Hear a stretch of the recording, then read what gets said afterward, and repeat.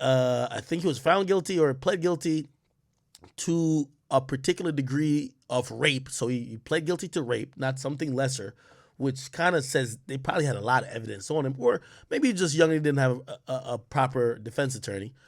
But the details is say that he may have held a knife towards the young woman. Let me make sure that's true because I know that the Barb's like, hey Barb's, you don't have to defend her husband to defend Nicky. You get me? It's crazy because a lot of y'all are women and y'all all believe women until it's the woman who accused Nicky's husband of some shit. Now it's fuck believe women. She's a liar, right? It's fucking hilarious, okay? Let me see. Let me just Google real quick.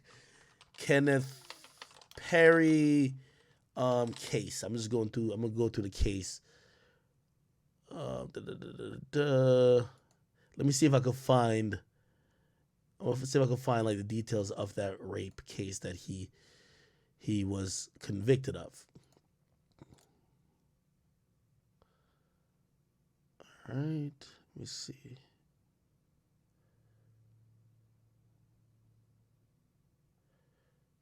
Hold up.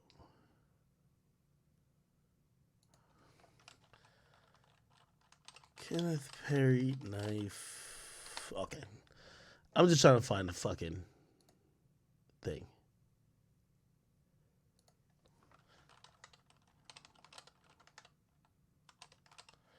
Okay. So allegedly he was 15, she was 16. This is what she told the police. Is back in 1994. She reported to the police that Nicki Minaj's husband, who was 16, that Nicki Minaj's husband, I guess he was 16 then? I don't know. But apparently she was 16 too then. That Nicki Minaj's husband, Petty, aka Big Zoo, while growing up in Queens, had raped her after leading her into a house at knife point. Now, allegedly that was his girlfriend. Now, clearly not because someone's your girlfriend or your wife means you can't rape them. Rape just means that you're having some sex with someone it's non-consensual. She claims it was at knife point. That seems very serious. A lot of times when we think about rape these days and a slippery slope, when you think about Cosby, you're like, some people I hear not defending Cosby, but they talk about a culture to say, yo, people were using Quaaludes, people were doing this, people were doing that. But people weren't like forcing women, like holding them beyond their will. Well, a knife means you're kind of like forcibly having sex with someone because you have a weapon in your hand, right? Anyway, he was arrested and charged with first-degree rape. He was subsequently plead out guilty to attempted rape. Why is that? To attempted rape. So if he was charged with first-degree rape, maybe that was the plea deal. But anyway, the big part of this is that he not only did he have to serve 4.5 years in prison, he had to register as a sex offender. Anyway, going back to the TMZ article, Nicki Minaj's husband, blah, blah, blah, blah, blah, blah. So his name is on the New York sex offender registry. It's caused him a lot of problems. And the worst part that he never got his day in court to challenge it, according to legal documents. I could say this, and I understand why Nicki's fighting this, even though I can't speak to her character or what she thinks of her husband, but I could imagine she probably thinks her husband's innocent. But it probably does bother Nicki a little bit. You could, like Nicki Minaj, because she lives with him, her address is public because he's a sex offender. Sex offender cannot hide where they live at. If you know what city a sex offender lives in and they are convicted and have to register, it is public and it is supposed to be known by all adults in that particular neighborhood or city where these sex offenders are. So Nicki Minaj's husband, no matter where they move to in the United States of America, they have to register.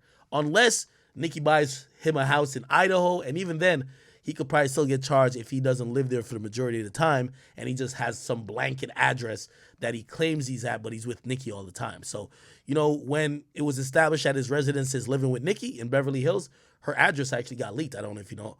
But, yeah, so that went out. Obviously, Nicki's realizing this is going to be something that's going to plague not only her husband, but her for the rest of her life. And she's clearly trying to, retroactively try to correct it, and trying to correct it by trying to dismiss the whole charge, So now her husband's suing the state of New York and its criminal justice services to have his name removed from the registry because he claims he never got notice of a hearing about it back in October 2004 when he was incarcerated. Right? According to the legal documents obtained by TMZ, the hearing offered an opportunity to challenge the risk level assigned to him. So essentially, it doesn't look like they're challenging the charge or the conviction. They're just challenging the risk level. And I think maybe the risk level has to do with him registering. They only care about the registering thing, right? Because everywhere this guy moves around is almost tracked by the government. Essentially, anywhere Nicki Minaj moves around, it's tracked by the government. He was categorized as a level 2 sex offender at the time, but the problem is Petty claims he never got notice of it. He claims that a notice of a hearing was sent to an address he didn't live at because he was in prison at the time. He alleges Penny signature at the bottom is a forgery. So he's saying that he did not sign this plea at all, which, who signed it? You did the 4 years in jail, but you're saying somebody else signed the deal? That's a plea deal. For you to do the 4 years, that might be tough to prove. But, you know, with a lot of things when it comes to legal system, if the prosecutors don't have all their paperwork in order still from back then, maybe he could get it thrown out. Maybe he could get it overturned. Nicki Minaj has a lot of money. They have a lot of lawyers. Again, winning a case or being vindicated or even sometimes being convicted guilty does not mean you are guilty or innocent. It just means that you have defeated the case. You know, it's about, could the opposition prove without a reasonable doubt that you did these things in terms of the prosecutors, and for someone who's an individual like Petty or, you know, Big Zoo, he just got to prove that, yo, there's not proof that y'all really did a good job of letting me know of what I was going to plead guilty to, or notice of me being able to use all my amendment rights to challenge this shit. So toss it out, you know? Because it is Petty claims he suffered humiliation and financial loss. It'd be interesting for him to prove this, because unless he's talking about financial loss to Nicki Minaj, does Big Zoo have a job? What the fuck? How the hell you lose some shit when you're not making them? Right? So we'll figure this out, but I will say, if Nicki Minaj and her husband have anything to do with bullying any victim, I think that's fucked up and wrong. Meek Mill. That's another reason I clicked on TMZ. Let's see Meek Mill diving, man.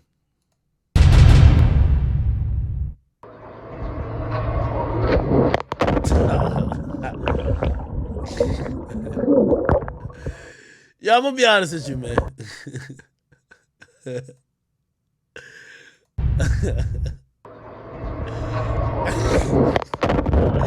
The way he jumped, he meant to go down like face first into it, but he belly flopped. It's just crazy. Yeah.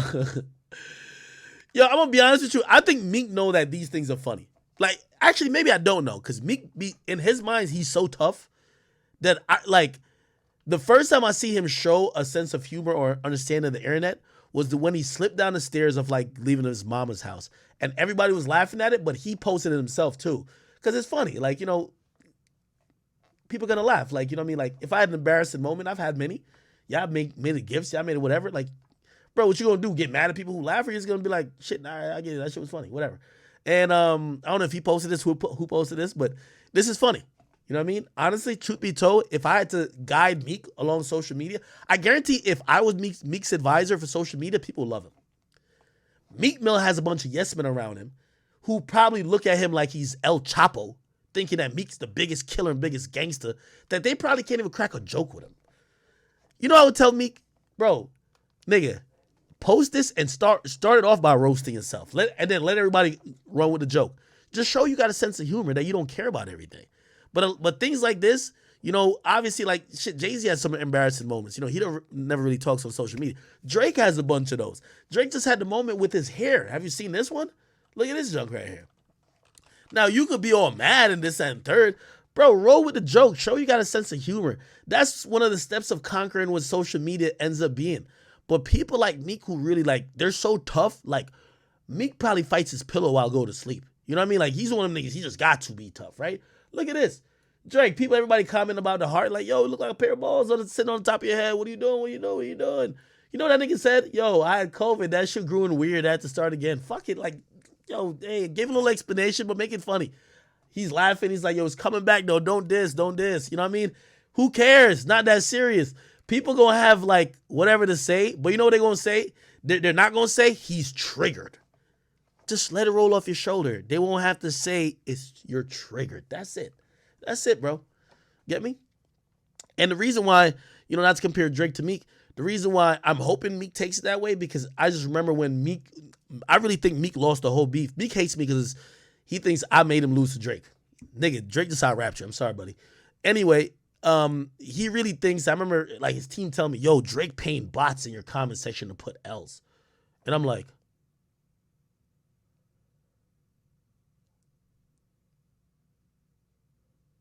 okay. Anyway, it just told me they didn't know about the internet. You get me? And just at that point, he just didn't know how to roll with the punches of the internet. Like, you get me? Like, shit, nigga, it's like me. Y'all make fat jokes all the time, bro. Like, nigga, you could go out, like, not saying Lizzo isn't a good sport, but if you saw me here, like, oh my God, oh my God, oh my God. Y'all are making, bro, truth be told, like, and a lot of y'all who even make the jokes, y'all do fuck with me and like me, but still, if I was just on here just like with a comforter or a blanket, like just crying, yo, y'all would just go harder. Like, get this bitch ass nigga the fuck offline. Nigga, learn to roll with it. I mean, learn to even make some of the jokes yourself. And then learn how to sometimes let people rock out. Everybody wants to have their moment online. This is the land of everybody. Let people get their little joke off. I seen somebody said the gerbil thing earlier and I made a joke about it. Fuck it, who cares? That's just how you got to take it. You know what I mean? Otherwise, you're going to be in your feelings. And for a thug like Meek Mill, you probably have your gun ready to shoot the screen because you think all these things are like so super bothering you. It's the internet. The funniest people online are probably like 13. Like, they've been thinking about a joke for the whole day, and now they finally see you post about something, or the person who they got a joke about post, they're going to get their fucking joke off. Let it rock. You get me? All right. Okay. All right. Anyway, yeah, I don't think that's a big deal. Did I miss anything? I really got on here for a really quick stream chat. You would not believe it. But here I am now. Oh, can I address